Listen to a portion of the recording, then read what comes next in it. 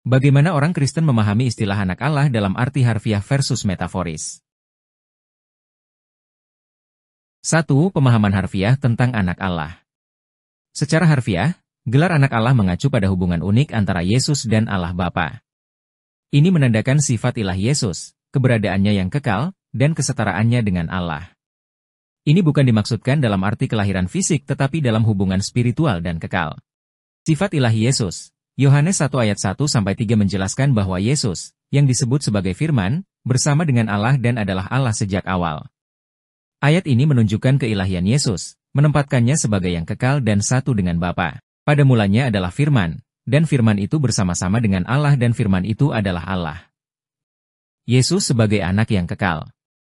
Dalam Yohanes 3 ayat 16, Yesus disebut anak tunggal Allah, yang menekankan keunikan Yesus sebagai anak Allah, bukan melalui penciptaan, tetapi melalui kelahiran kekal. Karena begitu besar kasih Allah akan dunia ini, sehingga Ia telah mengaruniakan anaknya yang tunggal, supaya setiap orang yang percaya kepada binasa, melainkan beroleh hidup yang kekal. Kesetaraan dengan Allah.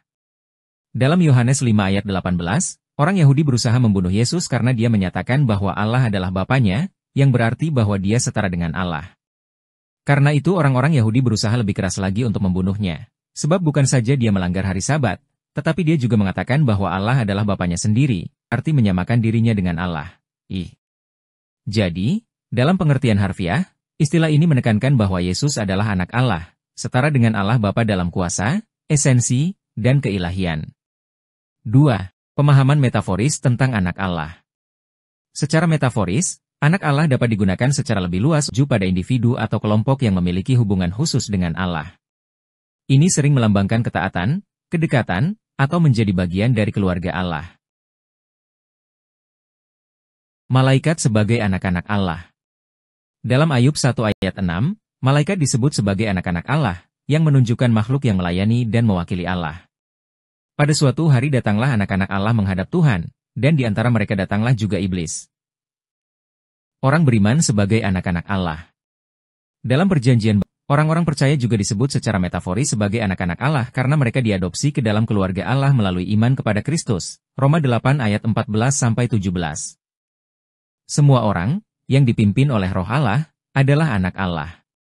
Kita berseru, Abba, Bapa. Roh itu bersaksi bersama dengan roh kita bahwa kita adalah anak-anak Allah.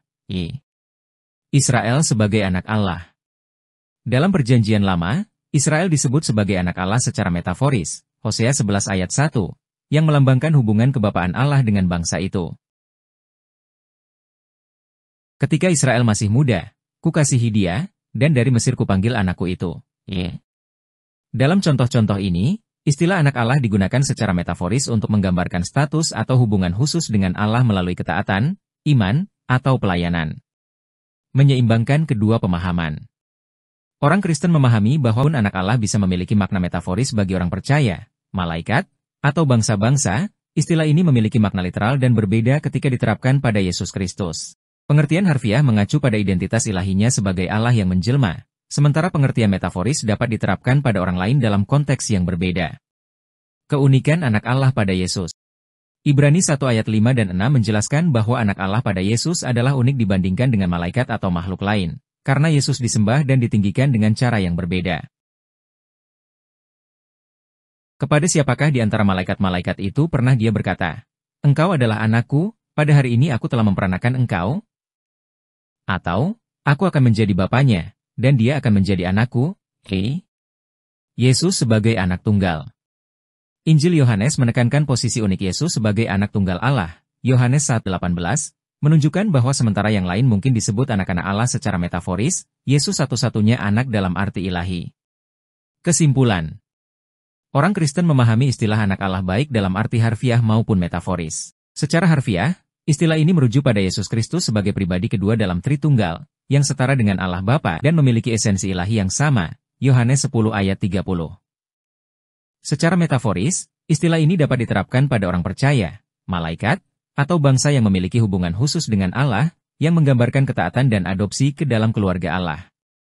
Namun, keunikan Yesus sebagai anak Allah tidak tertandingi, yang membedakannya sebagai anak Allah yang kekal.